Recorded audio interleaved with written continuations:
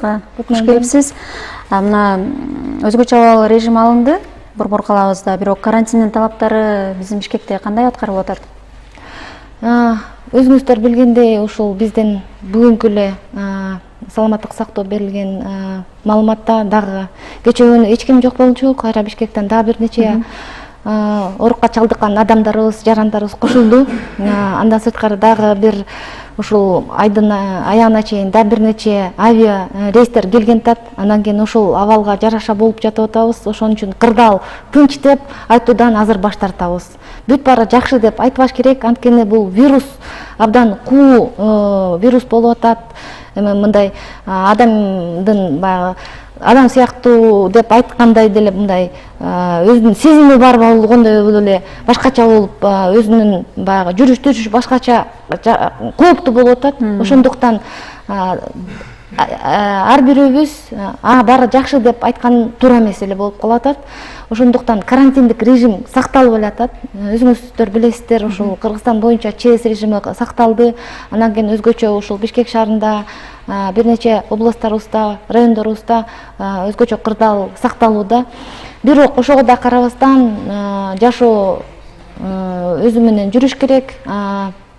Бүгүн эртең дагы бир чоң маалыматтар түшүп атат. Бул вирус бир айда, бир нече айда да бүтпөйт. Ошо менен жашоо улантыш керек деп, анан ошон үчүн көнө башташыбыз керек. Өкмөт менен, анан өкмөттүн уруксаты менен, анан биздин мэр Айсем Элбекович Суракматов буйрукка да кол койду. Бир нече ишканалар кайрадан иштей башташты. Анан ошол иштеп баштаганда өзүнүн шарттары бар. Ошол шартты колдоого аябай чоң мамиле кылып койсок деп бизден бардык тараптан ошондой сураныш болуп атат. Ошондуктан жана бир нече кагаздарды толтургула деп, анан кийин налоговойдон дагы справкага кол койдургула деген талап болуп атат. Анан кийин көп учурларда ушул көп тыгын кылбай, ошол имараттарындагы өзүнүн терезелери дагы азыраак болуп атат.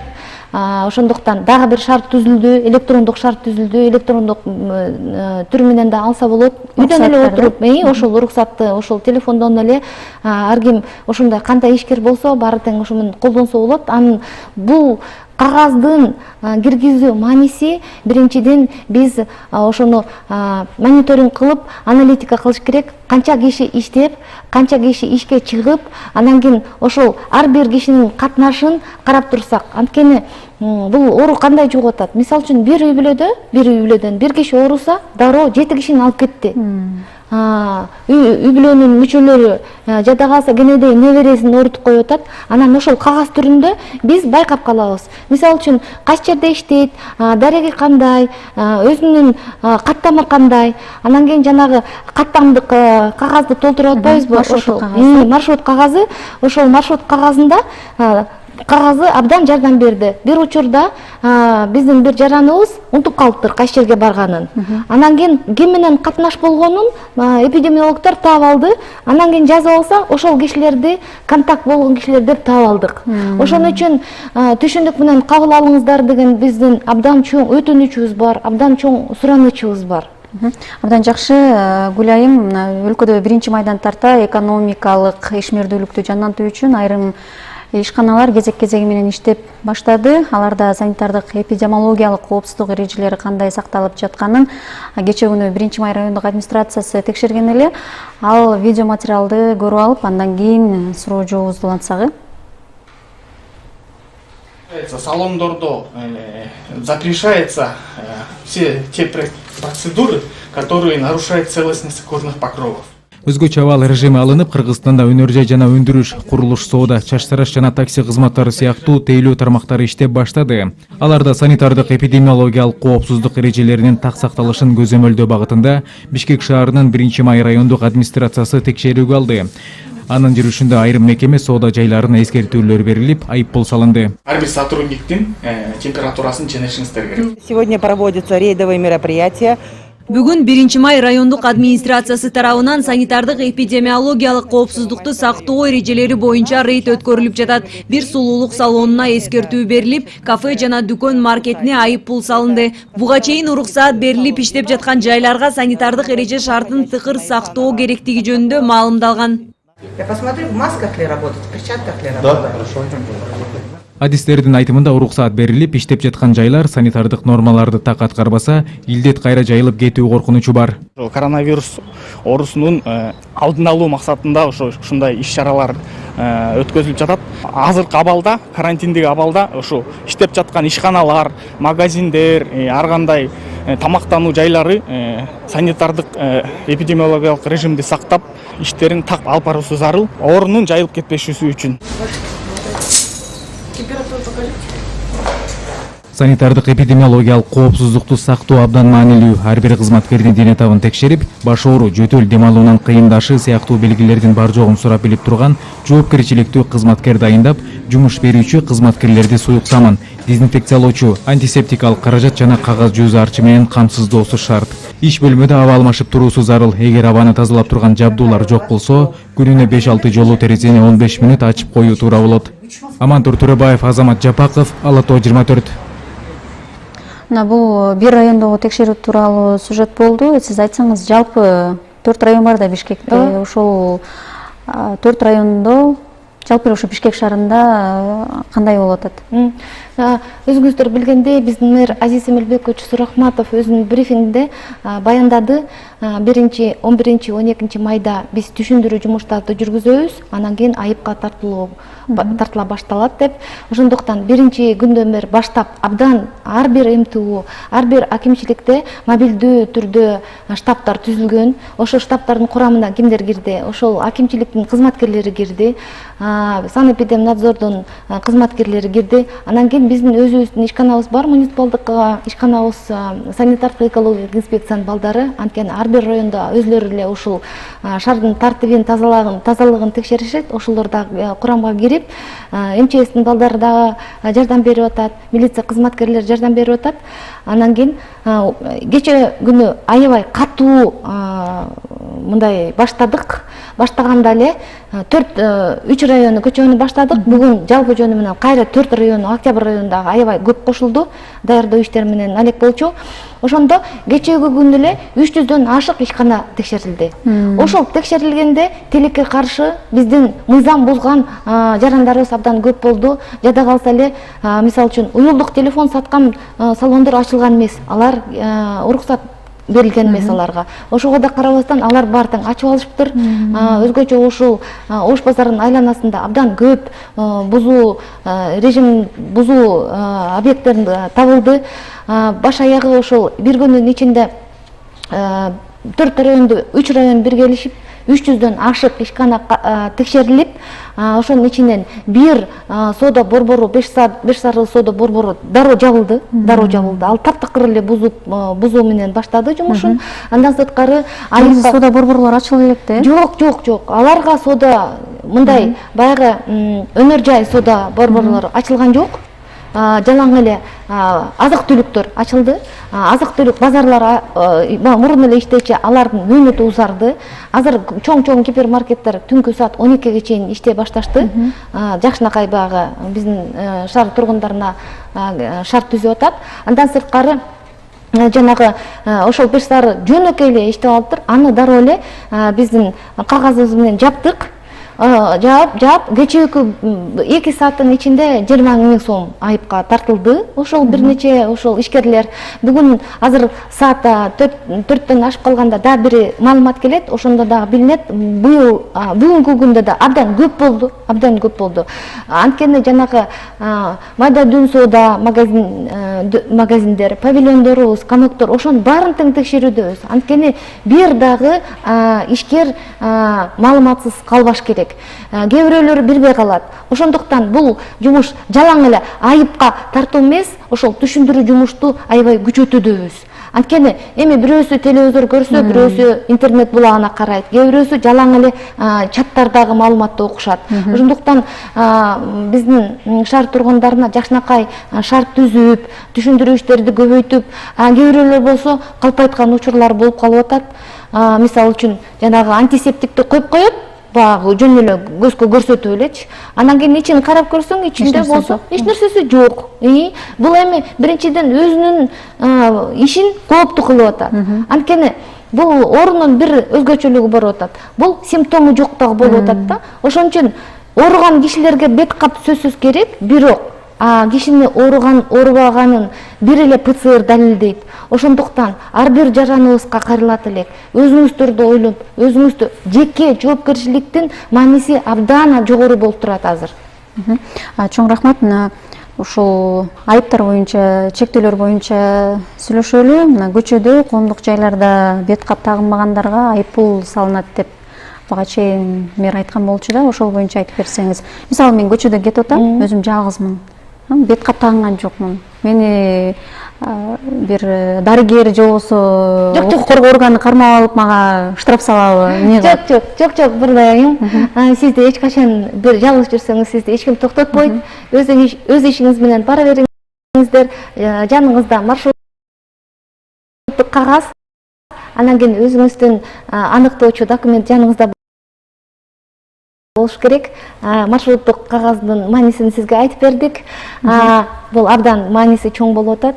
Сиздерде жөнөкөй жүргөн адамдарга бул тиешеси жок. Биринчиден жанагы уруксат алынган ишкерлерге, ошолордун жетекчилерине. Ошондо кээ бир ишкерлер жалгыз бой иштейт да, бир эле жанагы өзгөчө ишкерлер деп коет эмеспи, өз алдынча ишкерлер. Ошолорго тиешелүү маалымат болчу. Анткени бул суроо жоопто, брифингдин убагында суроо жооп болчу. Анан ошондо айтылган нерсе, анан кийин азыркы учурда бузуу кодекс боюнча 293 берене менен иштеп жатабыз. Ошол 293 берене боюнча мисалы үчүн өз алдынча иштеген ишкер болсо, анын айып пулу 3000 сом. Эгерде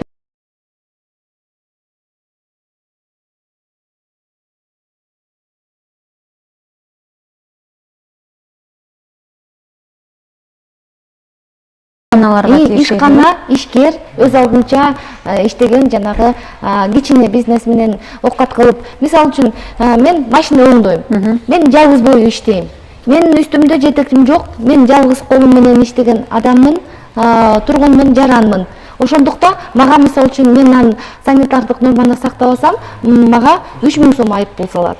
Сиз болсо жетекчи болсоңуз, сиз болсо келген, сиздерге кардар келет, өзүңүздүн сиздердин кызматкерлериңизди карабай койсоңуз, сизге 13000 сом айып пул болот. Бирок албетте бул бет кап тагынуу ар бир адамдын ден соолугу, коопсуздугу үчүн болуп атат да, туурабы? Биринчиден ушул бардык бир кагаздан эки кагазга чейин, бир иш аракеттен акыркы аракетке чейин буларды бардык иш чара ар бир биздин шаар тургуну, ар бир Кыргызстандын жашоочусуна ден соолугун сактаганга жиберилген иш чаралар. Бул эми эч ким аны ойлоп чыккан жок. Бул согушка окшош болду. Башыбыздан эч нерсени өткөзгөн жокпуз. Биз пандемия, эпидемия көргөн жокпуз. Эч ким көргөн. Кайра жууп, анан кийин темир тесек менен колдонсоңуз ушундай колгап менен колдонуп, мен өзүм самокат менен жүрүп колгапсыз жүрө албай калдым. Эми дагы эле самокат менен жүрөсүзбү? Дагы эле самокат менен жүрөм, анткени коомдук транспортко уруксат боло элек. Анан жеке унаам жок. Өзүңүздөр байкагандай, Бишкек шаарынын абасы абдан эле тазарып кетти. Кептин баары ошол унаада окшойт. Ошондуктан сиздерди да чакырам ушундай аяр мамиле жасаганга. Самокат алыш керек да. Чоң рахмат, Гүлайым. Биздин программабыз негизи аябай шаңдуу болуп кетти да. Бул албетте жакшы. Күлүү эле туралы, ден соолукта болупчу. Ошондо дагы жанакы бет каптар боюнча дагы сурагым келип атат да. Бул суроо жооп убагында болуп кетти деп айттыңыз да, сизчи бул ошондо жакшы түшүндүрүлбөй калдыбы же болбосо эмнеден улам болду деп ойлойсуз? Мен деле укканда таң калдым да биринчичи. Бул биринчи Мисалы үчүн ошол эле азыркы абал кыйын болуп турат, абал оор болуп турат. Айрым үй бүлөлөрдө, айрым адамдарда ошол бет капка деле ашыкча акчасы жок болуп калышы мүмкүн да. Ал адам койкусу ошол эле тамак аш алган болгон акыркы акчасына тамак аш алганы көчөгө чыкса, аны кармап кетсе, ошо кантип акыйкаттуулук болсун деп мен деле ошентип ойлоп койдум да. Бул биринчиден бул айтылган сөз бул элге жасаган камкор бир ошол камкордуктун бир түрү болду. Анткени ошол бет кап негизги эле биздин ошол коргообуз ушул болуп атат. Жоопкерчилик, анан бет кап, анан тазалык болуп атат. Анан кийин ошонун камкордуктун багытына алкагында айтылган дагы бир чоң багыт болсун деп ошол аяр мамилени кантип жаратыш керек. Бир ар бирибизди эми мисалы үчүн тигини жасаганда ошол адамзат, ошо адам өзү кечке эле тигини жасай беремби деп да ойлоп этпесизби, өзүңүз да билесиз да. Анан кийин сиз абдан чоң жакшы маселени көтөрүп атасыз. Бул кээ бир учурда бир топ эле ошол ишкерлер кичине пайда көрүштү, тыйын көрүштү, анткени бет каптын баасы абдан жогорулап кетти. Бул убагында башында жогоруп кетти. Бирок Дүйнөлүк ден соолук сактоо уюмунун рекомендациясы чыкты. Эгерде ушунчалык эле мунун атайын өзүнүн стандарты жок. Бул эми оозду, мурду, анан кийин көздү жапканда жанагы бир нече вот ачык жерлерди жабыш эле үчүн болуп атат. Таптакыр эле кыйналып кетсек, жада калса жоолук менен жаап койгула. Анан кийин колуңардан келсе көзгө көп жакындабагыла. Анан жалаң эле ушул маска бул өзүнчө барыңар тең ушул бирдей ушунча сом турган бет кап алгыла деген биз эч кимди мажбурлабайбыз. Эч качан мажбурлабайбыз. Керек болсо сизгин сөзүңүзгө дагы бир аралжы болуп атат. Жанагы жумушу жок калган швейный цехтерге дагы сунуш кылып, көмөк кылганга дагы аракет жасаганга сиз ой бердиңиз.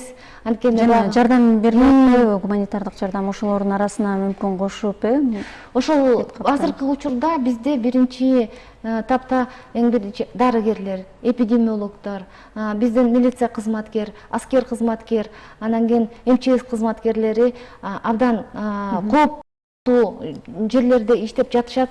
Ошон үчүн аларды камсыздоо эң биринчи биздин максатыбыз болуп атат. Ошондуктан бардык түшкөн ошундай гуманитардык жардамды ошо маска менен да келди, очка менен да келди, кийим менен да келди. Ошолордун баарын тең биз ошол биринчи этапта баягы согуштун биринчи табында иштеп жаткан вирус менен күрөшүп аткан адамдар, күрөшкөн биздин адистерибизге жумшалып атат.